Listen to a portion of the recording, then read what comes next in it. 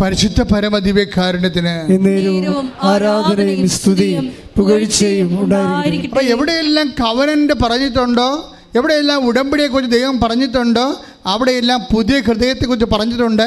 അവിടെയെല്ലാം പുതിയ ഹൃദയത്തെക്കുറിച്ച് പറഞ്ഞിട്ടുണ്ടോ, എവിടെയെല്ലാം ദൈവസ്നേഹത്തെക്കുറിച്ച് പറഞ്ഞിട്ടുണ്ടോ, അവിടെയെല്ലാം ദൈവം പറഞ്ഞിരിക്കുന്നത് പുതു ചൈതന്യത്തെക്കുറിച്ചാണ്, പുതിയ ആത്മാവിനെക്കുറിച്ചാണ് പറഞ്ഞിരിക്കുന്നത്. ഓർക്കുക, ഉടമ്പടി എടുക്കുമ്പോൾ നമുക്ക് ലഭിക്കുന്നത് ആത്മാവിനെയും ആത്മാവിൻ്റെ ബലങ്ങളെയുമാണ്. കൈയടിച്ച് കർത്താവ് ഹല്ലേലൂയ.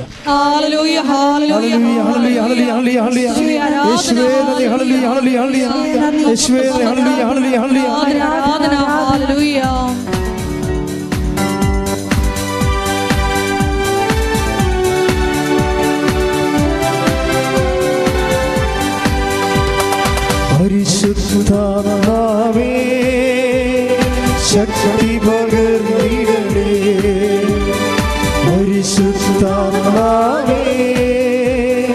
ശക്തി പകർന്നിടണേ, അവിടുത്തെ ബലം നമുക്കാവശ്യമെന്ന് കർത്താവേ നീ അറിയുന്നു, അവിടുത്തെ ബലം നമുക്കാവശ്യമെന്ന് കർത്താവേ നീ അറിയുന്നു.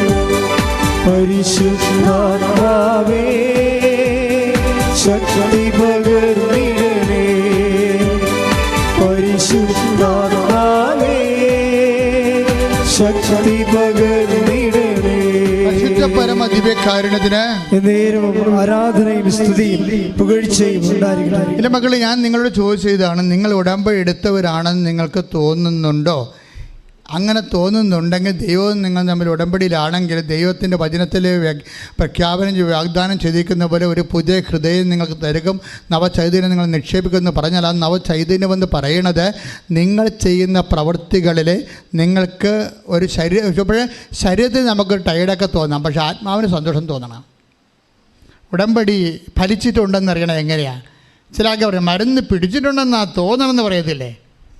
ചിലർ പറയും മരുന്ന് കഴിച്ച് കഴിയുമ്പോൾ പറയും മരുന്ന് പിടിച്ചിട്ടുണ്ടെന്നാണ് തോന്നണത്. അതുപോലെ ഉടമ്പടി പിടിച്ചിട്ടുണ്ടെന്നാണ് തോന്നണത്. ആ തോന്നൽ എങ്ങനെ ഉണ്ടാകും? നിങ്ങൾ ചെയ്യുന്ന പ്രവൃത്തികളിൽ നിങ്ങൾക്ക് സന്തോഷം തോന്നണം.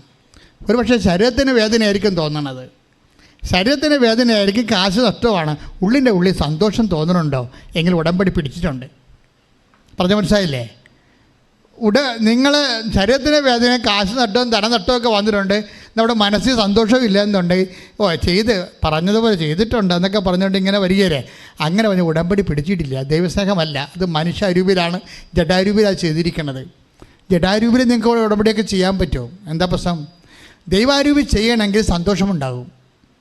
അത് ഒരു 10 പേരെ രോഗികളെ കാണാൻ പോയാലും 10 പേരുടെ കർത്താവിനെ കുറിച്ച് പറഞ്ഞാലും 10 പത്രം 10 സ്ഥലങ്ങളിൽ കൊടുത്താലും വേണമെങ്കിൽ നിങ്ങൾക്ക് 10 പത്രം അടുത്തടുത്ത് കൊടുക്കാൻ പറ്റും. ചിലർ പറയും, അപ്പം ചില വീട്ടിൽ പത്രം കൊടുക്കാൻ ചിലർ പറയും ഇത് ഞങ്ങൾക്ക് കിട്ടിയതാണ്, എന്നാലും ഞാൻ ഇവിടം വരെ വന്നില്ല, ഒന്നുകൂടി ഇരിക്കട്ടെ എന്ന് പറയും. ഇങ്ങനത്തെ അലവലാദികളുണ്ട്, ഭയങ്കര അലവലാദികൾ. ചിലരെ കാണുമ്പോൾ തന്നെ എനിക്കറിയാം ഇത് ഉടമ്പടി പിടിച്ചിട്ടില്ലെന്ന് അറിയാൻ പറ്റും. അതായത് പല വീടുകളിൽ പത്തം കൊണ്ടുണ്ടാക്കിയല്ല, അപ്പോൾ അതിൽ പല ആൾക്കാരും ഉണ്ടല്ലോ ഇതുപോലെ. അപ്പോൾ ഒരു വീട്ടിൽ പത്തം കൊണ്ടൊക്കെ ചെല്ലുമ്പോൾ അവർ പറയും ഇതല്ലേ, ഇതിവിടെ കിട്ടിയതാണ്, എന്നാലും ഞാൻ ഇവിടം വരെ വന്നില്ലേ, വണ്ണം കൂടി ഇരിക്കട്ടെ. എന്ത്? അവർക്ക് പോകാൻ കഴിയില്ല. അളിഞ്ഞ മോന്ത്യമായിട്ട് എങ്ങനെയെങ്കിലും ഒപ്പിക്കാൻ നോക്കുകയാണവർ ഈ വിഷയം. ഇവർ ഉടമ്പടി പിടിച്ചിട്ടില്ല, ജന്മത്തെ പിടിക്കത്തില്ല. നിങ്ങൾ ഇവിടെ കൊടുത്ത ആ പത്രത്തിൻ്റെ കാശ് വാങ്ങിച്ചുകൊണ്ട് എപ്പോഴും ഈ ജില്ല വിട്ട് പോകാനേ ഞാൻ പറയത്തുള്ളൂ. കാരണം നിങ്ങൾക്ക് ഈ പണി പറഞ്ഞിട്ടില്ല, നിങ്ങൾക്കിത് എന്താണെന്ന് അറിയത്തില്ല ഇപ്പോഴും. അത് മര്യാദക്ക് ഓരോ ക്ലാസ്സുകളും കേട്ടിട്ട് എങ്ങനെയാണ് ദൈവസ്നേഹം ഡെവലപ്പ് ചെയ്യേണ്ടതെന്ന് നോക്കണം. എന്താ കാര്യം? നമുക്ക് സന്തോഷം തോന്നണം. നമുക്ക് ശാരീരിക വേദന ഉണ്ടാകും, പക്ഷേ മനസ്സിന് സന്തോഷം തോന്നും. അപ്പോൾ ഉടമ്പടി പിടിച്ച് നിർത്താം. കർത്താവ് എന്താ പറയുന്നത്? ഗർഭിണിയെ പോലെയാണെന്ന്. ഒരു ക്രിസ്ത്യാനിയുടെ സന്തോഷം എന്ന് പറയുന്നത് ഗർഭിണിയെപ്പോലെ എന്നാണ് പറഞ്ഞാൽ. ക്രിസ്ത്യാനി എന്ന് പറഞ്ഞാൽ ആരാണ്? ദൈവ പൈതൽ ആര്? ഇപ്പം ന്യായസ്ഥാനപ്പെട്ട ക്രിസ്ത്യാനി എന്നല്ല ഞാൻ പറയണത്. ക്രിസ്തുവിനെ എൻ്റെ രക്ഷകനായിട്ട് മനസ്സിൽ സൂക്ഷിക്കുന്ന വ്യക്തികളെല്ലാം, അതനുസരിച്ച് ജീവിതം ക്രമീകരിക്കുന്ന വ്യക്തികളെല്ലാം ക്രിസ്ത്യൻസാണ്. എന്താ സംഭവം എന്ന് വെച്ച് കഴിഞ്ഞാൽ അവൻ്റെ മനസ്സിൽ അവന് നിത്യരക്ഷ കിട്ടും. എക്സ്ട്രാ ആയിട്ട് കിട്ടണത് എന്താണ്? നീ ഒരു ക്രിസ്ത്യനാകുമ്പോൾ നിനക്ക് എക്സ്ട്രാ കിട്ടണത് എന്താണ്? നിത്യതയാണ്. കാര്യം എന്താ ഈശോ പറഞ്ഞത്? എൻ്റെ കൂടെ ക്രിസ്തുവിനോട് മരിക്കുന്നവൻ ക്രിസ്തുവിനോട് കൂടെ ഉയർക്കും. കാര്യം ക്രിസ്തുവിന് വേണ്ടിയല്ലേ നമ്മൾ ലോകത്തിന് മരിക്കണത്. അങ്ങനെ വരുമ്പോൾ എന്ത് പറ്റും? ആ വിശ്വാസം സ്വീകരിക്കുമ്പോൾ എന്നിൽ വിശ്വസിക്കുന്നവൻ മരിച്ചാലും ആ ഒരൊറ്റ വാക്കാണ് കൂടുതലുള്ളത്. മറ്റു മതങ്ങളെക്കാൾ കൂടുതലില്ലത്തുള്ളത് ഏറ്റവും പ്രാമുഖ്യമുള്ള ഒരു സംഭവം എന്താണ്? എന്നിൽ വിശ്വസിക്കുന്നവൻ മരിച്ചാലും ജീവിക്കും. അങ്ങനെ ആരും പറഞ്ഞിട്ടില്ല. ഇന്ന് വരെ ആരും പറയാത്തത് കൊണ്ട്, ക്രിസ്തു മാത്രം പറഞ്ഞത് കൊണ്ട് നിൻ്റെ നിത്യജീവിതത്തിൻ്റെ പേറ്റൻ്റ് ക്രിസ്തുവിനെ ഉയർപ്പിടാനുള്ളത് കൈയിടിച്ച് കർത്താവ് ഹല്ലേലൂയ.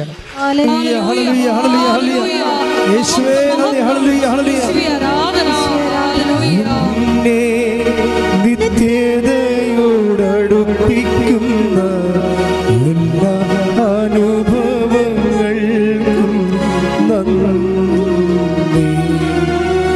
എന്നെ നല്ല ശിഷ്യനാക്കിയിടുന്ന എല്ലാ തോൽവികൾക്കും നാഥാ നന്ദി. എന്നെ നിത്യതയോടടുപ്പിക്കുന്ന എല്ലാ അനുഭവങ്ങൾക്കും നന്ദി.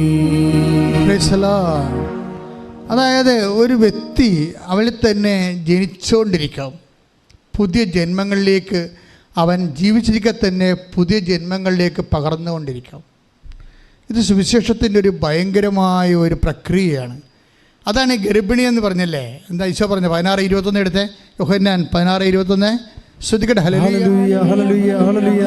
യേശുവേ നന്ദി, യേശുവേ സ്തുതി. ഹല്ലേലൂയ. യോഹന്നാൻ 16:21. യോഹന്നാൻ 16:21. സ്ത്രീക്ക് പ്രസവവേദന ആരംഭിക്കുമ്പോൾ അവളുടെ സമയം വന്നതുകൊണ്ട് അവൾക്ക് ദുഃഖമുണ്ടാകുന്നു. ഓക്കെ. എന്നാൽ ശിശുവിനെ പ്രസവിച്ചു കഴിയുമ്പോൾ ഒരു മനുഷ്യൻ ലോകത്തിൽ ജനിച്ചത് കൊണ്ടുള്ള സന്തോഷം നിമിത്തം ആ വേദന പിന്നീട് ഒരിക്കലും അവൾ ഓർമ്മിക്കുന്നില്ല. അപ്പൊ സന്തോഷമുണ്ട്, വേദനയുണ്ട്, ഇല്ലേ? ഈ പ്രേക്ഷിത പ്രവർത്തനത്തിൻ്റെ പ്രത്യേക ഗുണമാണ്. അതായത് നമ്മൾക്ക് ശാരീരികം, ഇപ്പോൾ ഒരു സ്ഥലത്ത് നടന്നു പോയി നമ്മൾ പത്രം കൊടുക്കണം, ഒരു ആശുപത്രിയിൽ പോയി രോഗികളെ കാണണം, ഇല്ലേ? അപ്പോൾ കയ്യിൽ നിന്ന് ചിലപ്പോൾ കയ്യിലുള്ള കാശും ബസ് കാശും ഒഴിച്ച് ബാക്കിയുള്ള അവർക്ക് കൊടുക്കുകയും ചെയ്യേണ്ടി വരും. അപ്പോൾ നമുക്ക് നഷ്ടമാണ്. അപ്പോൾ ശാരീരിക നഷ്ടമാണ്. പക്ഷേ ആ സമയം തന്നെ നമുക്ക് മനസ്സിൽ സന്തോഷം തോന്നണം. സന്തോഷം തോന്നാത്ത ആൾക്കാരുണ്ട്. അവർ ചെയ്യണത് ടെക്നിക്കലായിട്ടുള്ള ജോലിയാണ്, പ്രേക്ഷിത പ്രവർത്തനം അല്ല അത്. അതായത് ഗർഭിണികളെ പോലെയാണ്. ഗർഭിണികൾക്ക് എന്താ സംഭവിക്കണത്? അവർ പ്രസവിക്കുമ്പോൾ അവർക്ക് ആ പ്രസവ വേദന ഉണ്ട്, പക്ഷേ കുട്ടിയുടെ കാര്യം ഓർക്കുമ്പോൾ സന്തോഷമുണ്ട്. കർത്താവ് ഒറ്റ സെമിലിയാണ് ഉപയോഗിച്ചിരിക്കണത്. അത് തന്നെ നമുക്ക് ഉള്ളത്. നമ്മൾ ജോലി ചെയ്യുമ്പോൾ, കർത്താവിന് വേണ്ടി പ്രേക്ഷിത പ്രവർത്തനങ്ങൾ ചെയ്യുമ്പോൾ നമുക്ക് സങ്കടമോ വിഷമമൊക്കെ ഉണ്ടാവും. പക്ഷെ ക്രിസ്തുവിന് വേണ്ടിയാണല്ലോ എന്ന് ഓർക്കുമ്പോൾ നമുക്ക് സന്തോഷമുണ്ടാകും. അങ്ങനെ നിൻ്റെ പ്രേക്ഷിത പ്രവർത്തനത്തിൽ സന്തോഷമില്ലെങ്കിൽ നീ ചെയ്യണ ജോലി ക്രിസ്തുവിന് വേണ്ടിയുള്ളതല്ല, നിനക്ക് വേണ്ടിയുള്ളതാണ്. ഇത് വിവേചിച്ച് മനസ്സിലാക്കണം. മനസ്സിലായി? ഇത് പെട്ടെന്നൊന്ന് നമ്മളൊരു ഓപ്ഷൻ മാറിക്കിടക്കണം എന്ന് പറഞ്ഞില്ലേ? നമ്മുടെ ഈ ഉടമ്പടി പലപ്പോഴും സെൽഫ് ഓപ്ഷനിൽ കിടക്കുകയാണേ. എന്നുവെച്ചാൽ എൻ്റെ ജോലി, എൻ്റെ വീട്, എൻ്റെ PR അത് നടന്നില്ല എന്നുണ്ടെങ്കിൽ ഈ പ്രാവശ്യം നമുക്ക് കയറിപ്പോകാൻ പറ്റുന്നില്ല, ഈ ആഴ്ച ഓഫർ ലെറ്റർ വന്നില്ലെങ്കിൽ കൂട്ടുകാരുടെ കൂടെ പോകാൻ പറ്റത്തില്ല എന്ന് വിചാരിച്ചാൽ നീ മോന്തം കയറ്റി ഉടമ്പടിയിൽ ഉഴപ്പ് നിൽക്കണമെങ്കിൽ നിൻ്റെ ജോലി നിൻ്റെ വയറ്റിപ്പിഴപ്പായിട്ട് ദൈവത്തെ നീ ദുർവിനിയോഗിക്കുകയാണ്. അതാണ് പ്രശ്നം. അങ്ങനെ വന്നു കഴിഞ്ഞാൽ നീ ദൈവത്തിനാണ് പ്രാധാന്യം എന്നുണ്ടെങ്കിൽ എൻ്റെ ദൈവത്തിനറിയാം ഞാൻ എന്ത് ചെയ്യണമെന്ന്. കഴിഞ്ഞ ദിവസങ്ങളിൽ ഷൈജു എന്നും പറഞ്ഞ് എറണാകുളം സൈഡിൽ നിന്നൊരു സാക്ഷി ഉണ്ടായിരുന്നു, കോതാട്. ആ സാക്ഷ്യം നല്ല രസമാണ്. പുള്ളിക്കാരൻ ഒരു ഓഫ് ഷോർ റിഗിൽ വർക്ക് ചെയ്യുന്ന ആളാണ്. ഓഫ് ഷോർ റിഗ് എന്ന് പറയുന്നത് എണ്ണ ഖനനം ചെയ്തെടുക്കണ കടലിലെ എണ്ണക്കനിയാണ്. അതിലേക്ക് ബോട്ടിലും കപ്പലിലൊക്കെ പോകും. അങ്ങനെ അതിൽ വർക്ക് ചെയ്യുന്ന ഒരാളാണ്. അപ്പോൾ ഒരു മാസം വർക്ക് ചെയ്യാം, പിന്നെ വീട്ടിൽ ഒരു മാസം നിൽക്കാം. കാര്യം അതെല്ലാം അപകട മേഖലയായത് കാരണം ഇങ്ങനെ ഒറ്റയടിക്ക് ജോലി കൊടുക്കത്തില്ല. റെസ്റ്റ് എടുത്താണ് ജോലി കൊടുക്കുന്നത്. പക്ഷേ ഇപ്പോൾ പുള്ളിക്കൊരു പ്രശ്നം എന്താ വെച്ചാൽ ഇവിടെ കൈ രണ്ടും തളർന്നു പോയി. അത് കാൽഷിഫിക്കേഷൻ എന്ന് പറഞ്ഞൊരു രോഗമാണ്. അസ്ഥികളിലൊക്കെ ഇങ്ങനെ എല്ല് വളർന്ന് കൂടും. അങ്ങനെ കൈ ജോയിൻസിൽ എല്ല് തന്നെ വളർന്ന് കൂടിയിരിക്കണ കാരണം കൈ പൊക്കാൻ പറ്റുന്നില്ല. കൈ ഇങ്ങനെ ഇടിച്ച് തല്ലിക്കിടക്കുകയാണ്. അപ്പോൾ ഡോക്ടറുടെ അടുത്ത് ചെന്നപ്പോൾ പറഞ്ഞ് 2-3 ആശുപത്രി ആയുർവേദ ഇംഗ്ലീഷൊക്കെ മരുന്ന് കാണിച്ചെങ്കിലും ഒന്നും ശരിയായില്ല. പുള്ളിയുടെ ജോലി നഷ്ടപ്പെടാൻ പോവുകയാണ്. അപ്പോൾ അദ്ദേഹത്തിന് അലോപ്പതി ചെന്നപ്പോഴത് സ്കാൻ ചെയ്ത് MRI ഒക്കെ എടുത്തു കഴിഞ്ഞപ്പോൾ പറഞ്ഞ് കാൽസിഫിക്കേഷനാണ്, കീ ഹോൾ ഓപ്പറേഷൻ ചെയ്യണം, 6 മാസത്തെ റെസ്റ്റ് ഉണ്ടെന്ന് പറഞ്ഞു. 6 മാസത്തെ റെസ്റ്റ് ഉണ്ടെങ്കിലും ഇയാളുടെ ജോലി എന്ന് പറയുന്നത് ഇയാൾ മെക്കാനിക്കാണ്. അപ്പോൾ പല സംഭവങ്ങൾ എടുത്ത് പൊക്കേണ്ടി വരുമോ, അല്ലെങ്കിൽ വെറുതെ ഇരിക്കാൻ പറ്റത്തില്ല. അപ്പോൾ 6 മാസത്തെ റെസ്റ്റ് ആകുമ്പോൾ ജോലി പോവുകയും ചെയ്യും. അതാണ് എൻ്റെ ആപ്പാടെ പുള്ളിക്ക് പ്രശ്നമായി. വേദനയാണെങ്കിൽ സഹിക്കാൻ പാടില്ല. പുള്ളിക്കാരനാണെങ്കിൽ ഭാര്യയ്ക്ക് വിശ്വാസമുണ്ട്, അമ്മയ്ക്ക് വിശ്വാസമുണ്ട്. ഇയാൾക്ക് വിശ്വാസം ഇല്ലെന്നൊന്നും പറയണില്ല, ഉണ്ട്. ഇങ്ങനെയുള്ള ഉടമ്പടി വിശ്വാസം, മാധ്യസ്ഥ വിശ്വാസമൊന്നുമില്ല. പുള്ളി പറയുന്നുണ്ട്, സാക്ഷ്യത്തിലൊന്നും എനിക്ക് വിശ്വാസമില്ല. സാക്ഷ്യം പുള്ളി ധരിച്ചു വെച്ചിരിക്കണത്, സാക്ഷ്യം എന്ന് പറയുന്നത് ഒത്തിരി അതിഭാവുകത്വം ഉണ്ടാകുന്നതാണ്. ഇല്ല 10 അനുഭവം ഉണ്ടെങ്കിൽ 100 പറയണതാണെന്നാണ് വിചാരിച്ചത്. അത് പുള്ളി അത് കേൾക്കത്തില്ല. അപ്പം അതിൻ്റെ പക്ഷേ ഇപ്പോഴെന്താ പ്രശ്നം വെച്ചാൽ, ഓപ്പറേഷൻ ചെയ്താലും ജോലി പോകും, ചെയ്തില്ലേ ജീവിക്കാൻ പറ്റത്തില്ല. ഇപ്പോൾ അഴുകാൻ തുടങ്ങി. ഇങ്ങനെ കൈ പൊക്കാൻ പാടില്ലാതെ കൈ ഇങ്ങനെ കക്ഷത്ത് കിടന്ന് കക്ഷം അഴുകാൻ തുടങ്ങി. ഇപ്പോൾ വല്ലാത്തൊരു വിഷയത്തിലേക്ക് പുള്ളി പോയിക്കൊണ്ടിരിക്കുകയാണ്. അപ്പോൾ രാത്രി വേദന കൂടിയപ്പോൾ ഡോക്ടർ 3 ആഴ്ച കഴിഞ്ഞാണ് ഓപ്പറേഷൻ പറയണത്. അപ്പോൾ രാത്രി വേദന കൂടിയപ്പോൾ പുള്ളിക്കാരെന്ന് പറഞ്ഞ് നാളെ ഓപ്പറേഷൻ ചെയ്തെങ്കിൽ അത്രയും മതിയായിരുന്നു, സഹിക്കാൻ പറ്റാത്ത വേദനയെന്ന് പറഞ്ഞ്. അപ്പോൾ ഒരു മാർഗ്ഗമില്ല. അപ്പോൾ അവിടെ മേശപ്പുറത്ത് കൊന്ത ഇരിപ്പുണ്ട്. പുള്ളി കൊന്ത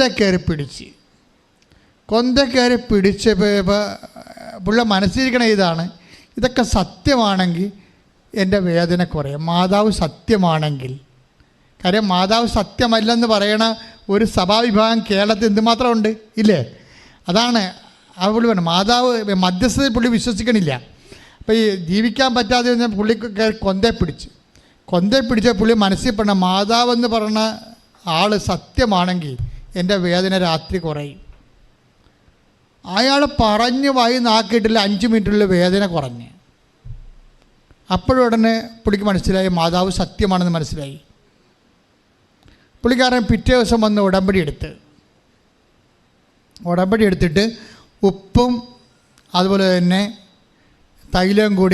ഉടമ്പടി തൈലം കൂടി ചേർത്ത് ഈ 2 ഭുജത്തും പെരട്ടി കഴിഞ്ഞ് പുള്ളി പിറ്റേ ദിവസം പള്ളിയിൽ പോയിട്ടും തിരിച്ചു വന്നപ്പോൾ കൈ അങ്ങോട്ട് പൊങ്ങി.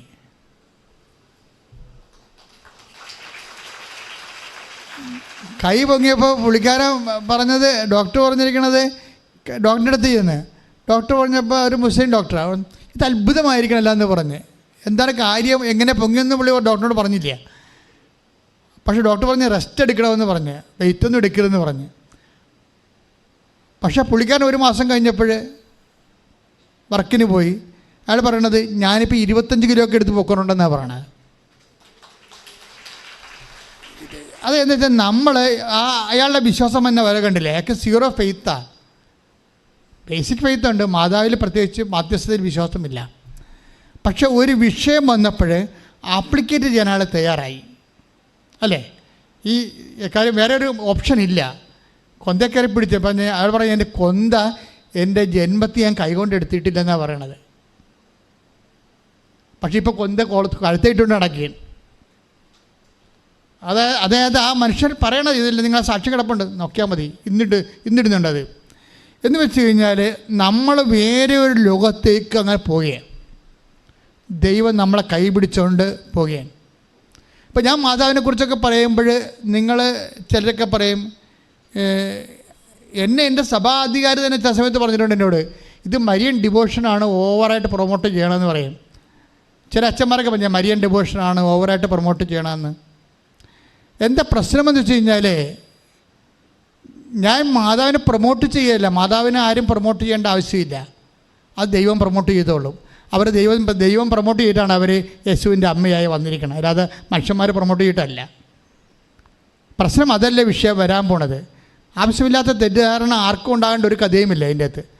എന്താ വിഷയം, ഞാനൊരു കാര്യം ചെയ്യട്ടെ. ഇപ്പോൾ ചക്കാലയ്ക്ക് പിതാവ് അത്താരെ വന്നപ്പോൾ അത്തങ്ക അൽത്താര കുർബാനയെല്ലാം വന്നപ്പോഴും അമ്മ എന്താ, ഞാൻ കൃപാസനം മാതാവിൻ്റെ സ്വരം കേട്ടു. അമ്മ എന്നോട് പറഞ്ഞു, ഞാൻ നിനക്ക് വേണ്ടി കാത്തിരിക്കുകയാണ്. അതിന് പകരം അമ്മ പറഞ്ഞില്ല, കർത്താവാണ് പറഞ്ഞതെന്ന് എനിക്ക് പറയാൻ പറ്റുമോ? അമ്മയല്ലേ പറഞ്ഞത്. അപ്പം മരിയൻ നമ്മളെപ്പോഴും മനസ്സിലാക്കേണ്ട ഇത് ദൈവ പദ്ധതിയിലുള്ളതാണ് അമ്മ. നമ്മളുടെ മാധ്യസ്ഥമായിട്ടും മാതൃകയായിട്ടും നമ്മൾ ക്രിസ്തുവിന് വേണ്ടി ജീവിക്കാൻ വേണ്ടി, ദൈവരാജ്യത്തിൻ്റെ പ്രവർത്തനത്തിന് വേണ്ടി ക്രിസ്തുവിൻ്റെ ഒരാൾ സ്വീകരിച്ചാൽ അയാൾ എങ്ങനെ ഇരിക്കും, അയാളുടെ ജീവിതം അത് പ്രായോഗികമാണോ, ഈ ലോകത്തോട് ക്രിസ്തീയ ജീവിതം പ്രായോഗികമാണെന്ന് പറഞ്ഞ ആദ്യത്തെയും ഏറ്റവും സമ്പൂർണ്ണമായ വ്യക്തിത്വമാണ് പരിശുദ്ധമ്മ എന്ന് പറഞ്ഞാൽ അത് പ്രൊമോട്ട് ചെയ്യണം മരിയൻ ഡിവോഷൻ അല്ല, കറക്റ്റ് കർത്താവിനെക്കുറിച്ചുള്ള ദൈവിക പദ്ധതിയാണ് മാതാവിലൂടെ നമ്മളെ വെളിച്ചത്ത് കൊണ്ടുവന്നിട്ട് ആ മനുഷ്യൻ തന്നെ കയറിപ്പിടിക്കണം. എന്താണ്? കൊന്ത കയറി പിടിച്ചിട്ട് പറയുന്നത് എന്താണ്? മാതാവ് സത്യമാണെങ്കിൽ ഇപ്പം എൻ്റെ വേദന കുറയും. അപ്പോഴെന്താണ് ദൈവം പറഞ്ഞത്? മാതാവ് സത്യമാണ്, ഇനി നീ കാണാൻ പോണ പൂരം വേറെയാണെന്ന് പറയും. സെക്കൻഡുകൾക്കുള്ളല്ലേ ജീവിതം ജോലി പോകുമെന്ന് പറഞ്ഞ ആൾ, റെസ്റ്റ് എടുക്കണമെന്ന് പറഞ്ഞ ആൾ, 6 മാസം കഴിഞ്ഞാലും വെയിറ്റ് എടുക്കാൻ പറ്റുമെന്ന് പറഞ്ഞ ആൾ പുഷ്പം പോലെ വേലയെടുത്ത് നടക്കണം. എന്താണ്? ദൈവം അമ്മയെ മഹത്വപ്പെടുത്തുന്നു. ആർക്ക് വേണ്ടി? ക്രിസ്തുവിനെ നമ്മൾ സ്വീകരിക്കാൻ വേണ്ടി. ഇവിടെ നടക്കുന്നത് മരിയൻ ഡിവോഷൻ അല്ല, പിന്നെന്താ നടക്കുന്നത്? മരിയൻ ലൈഫ് സ്റ്റൈലാണ്. ഉടമ്പടിയിലൂടെ അവൻ പറയണ പോലെ നമ്മൾ ചെയ്യണം മാതാവിൻ്റെ മധ്യസ്ഥതയിലെ. അതെന്താണ്? മരിയൻ ലൈഫ് സ്റ്റൈലാണ്. അതായത് മാതാവിൻ്റെ ജീവിത രീതി നമ്മൾ അനുവർത്തിച്ചുകൊണ്ട് ദൈവരാജ്യത്തിന് വേണ്ടി പ്രവർത്തിക്കുന്ന ഒരു സമൂഹം ദൈവത്തിനെ സാക്ഷ്യപ്പെടുത്തിക്കൊണ്ട് മരിയൻ മധ്യസ്ഥതയിലെ ദൈവരാജ്യത്തിലെ ആയിരിക്കുന്ന വലിയൊരു അവസ്ഥയാണ് നമ്മൾ ഉടമ്പടിയിലൂടെ ഓരോ ദിവസം കണ്ടുകൊണ്ടിരിക്കുന്നത്. ഉടമ്പടി എടുത്തിരിക്കുന്നവർ പരിശുദ്ധ അമ്മയിലൂടെ ക്രിസ്തുവാണ് നിങ്ങളെ വിളിച്ചിരിക്കുന്നത്.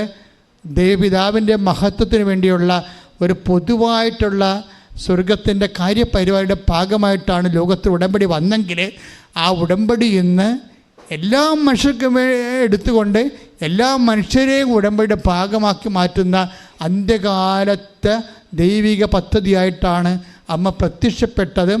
അമ്മ പ്രത്യക്ഷപ്പെട്ട് പറഞ്ഞു ദുരന്തമുണ്ടാകാൻ പോണ പ്രാർത്ഥിക്കണമെന്ന് പറഞ്ഞപ്പോൾ നെഞ്ചിൽ ഘടികാര സമയം കാണിച്ചിട്ടുണ്ട്. നെഞ്ചിൽ ഘടികാര സമയം കാണിച്ചുകൊണ്ട് സമയത്തിൻ്റെ സമാപ്തിയിലേക്ക് പ്രവേശിക്കണം നമ്മൾ. അതുകൊണ്ട് തന്നെ ഇനി ദുരന്തകത്തിൻ്റെ കാലങ്ങളുണ്ടാകും, പതറരുത്, പ്രാർത്ഥനയാണ് മെച്ചമെന്ന് പറഞ്ഞുകൊണ്ട് ദൈവം അമ്മയോട് പറഞ്ഞിട്ട് അമ്മയാണ് നമ്മളെ മധ്യസ്ഥയായിട്ട് വെച്ചിരിക്കുന്നത്. പല കഴിഞ്ഞ കാലഘട്ടങ്ങളിലെല്ലാം മാലാഖമാർ വന്ന് പറയുന്ന ദൈവത്തിൻ്റെ മാധ്യസ്ഥ വഹിച്ചപ്പോൾ ഈ കാലഘട്ടങ്ങളിലെ ലൂർദിലായാലും ഫാത്തിമയിലും കൃപാസനത്തിലായാലും എവിടെയായാലും അമ്മയിലൂടെ ദൈവം തൻ്റെ ദൗത്യത്തെ ലോകത്തിൻ്റെ അവസാനം വരെ ജനത്തിൻ്റെ വിശുദ്ധീകരണത്തിനും ശക്തീകരണത്തിനുമായി തുറന്നുകൊണ്ടുപോയിരിക്കുന്ന വലിയ പദ്ധതിയുടെ ഭാഗമായി ദൈവം നമ്മളെ മാറ്റിയതിൽ കൈയടിച്ച് കൊണ്ട് കർത്താവ്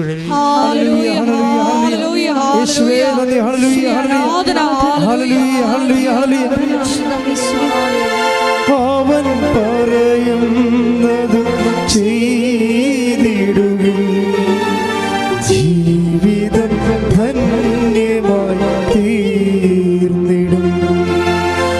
അവൻ പറയുന്നത് ചെയ്തിടുകിൽ ജീവിതം ധന്യമായി തീർന്നിടും. വാഗ്ദാനം പേടകമേ സ്വർഗീയ പൊന്മലരേ കൃപാസനത്തിൻ്റെ അമ്മേ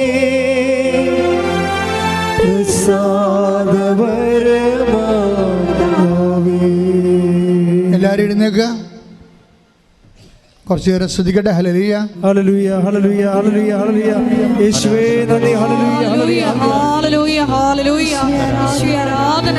വലിയ വചന വെളിപാടുകൾക്ക് നന്ദി പറയുന്നു. യേശുവേ ഞങ്ങളെ മരിയൻ പോരാളികളാക്കി മാറ്റണമേ എന്ന് പ്രാർത്ഥിക്കുന്നു. ഹല്ലേലൂയ ഹല്ലേലൂയ. യേശുവേ ആരാധന. ഹല്ലേലൂയ ഹല്ലേലൂയ.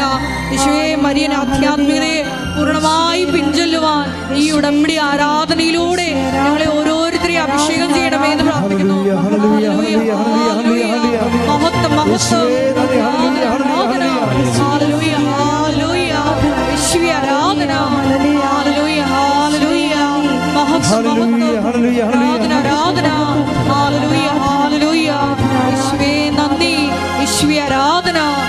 ഹാലലൂയ ഹാലലൂയ. മഹത്വം മഹത്വം. ആരാധന ആരാധന. ഹാലലൂയ. പുതിയൊരു ജനനം നൽകും പരിശുദ്ധാത്മാവേ, പുതിയൊരു ശക്തിയിലുണരാ കൃപ നീ ചൊരിയണമേ. പരിശുദ്ധാത്മാവേ, ഞങ്ങളിൽ നിറയണമേ. നിറഞ്ഞു കവിയണമേ, നിറഞ്ഞു കവിയണമേ, കവിഞ്ഞൊഴുകണമേ. പരിശുദ്ധാത്മാവേ, ഞങ്ങളിൽ നിറയണമേ, നിറഞ്ഞു കവിയണമേ, കവിഞ്ഞൊഴുകണമേ. ശക്തമായി കരടിച്ച് ചിറമേർത്തി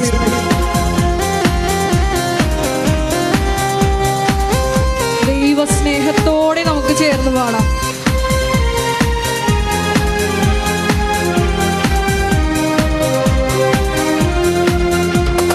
പുതിയൊരു ജനനം നൽകും പരിശുദ്ധാത്മാവേ, പുതിയൊരു ശക്തിയിലുണരാ കൃപ നീ ചൊരിയണമേ. ശക്തിയോടെ പുതിയൊരു ജനനം നൽകും പരിശുദ്ധാത്മാവേ, പുതിയൊരു ശക്തിയിലുണരാ കൃപ നീ ചൊരിയണമേ. കൈകൾ ഉയർത്തി. പരിശുദ്ധാത്മാവേ, ഞങ്ങളിൽ നിറയണമേ, നിറഞ്ഞു കവിയണമേ, കവിഞ്ഞൊഴുകണമേ. പരിശുദ്ധാത്മാവേ, ഞങ്ങളിൽ നിറയണമേ, നിറഞ്ഞു കവിയണമേ, കവിഞ്ഞൊഴുകണമേ. സ്തുതിക്കട്ടെ. ഹല്ലേലൂയ ഹല്ലേലൂയ ഹല്ലേലൂയ ഹാലലൂയ ഹാലലൂയ. യേശുവേ ആരാധന. ഹാലലൂയ ഹാലലൂയ. യേശുവേ ആരാധന. യേശുവേ മരിയനോട് പണിയെടുത്ത് പ്രാർത്ഥിക്കുന്ന മക്കളുടെ വിധങ്ങളായ ജീവിത നിയോഗങ്ങളെ ഈ അൾത്താറിൽ ഞങ്ങൾ പ്രത്യേകമായിട്ട് സമർപ്പിച്ച് പ്രാർത്ഥിക്കുന്നു. ഈശോയെ, ഞങ്ങളിൽ നിന്ന് ശിലാഹൃദയം എടുത്തു മാറ്റി മാംസളമായൊരു ഹൃദയം ഞങ്ങൾക്ക് നൽകണമേ. നിന്റെ നിയമം ഞങ്ങളുടെ ഹൃദയത്തിൽ എഴുതണമേ. ഞങ്ങളിൽ ദൈവസ്നേഹം നിറഞ്ഞു കവിയണമേ, കവിഞ്ഞൊഴുകണമേ. സ്തുതിക്കട്ടെ. ഹല്ലേലൂയ ഹല്ലേലൂയ ഹല്ലേലൂയ.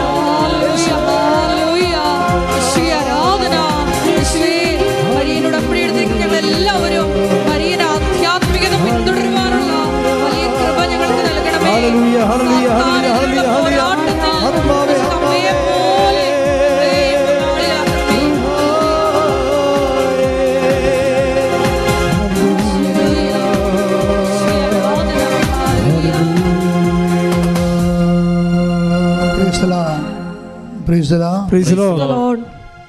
രോഗസൗഖ്യ പ്രാർത്ഥനയുടെ സമയമാണ്.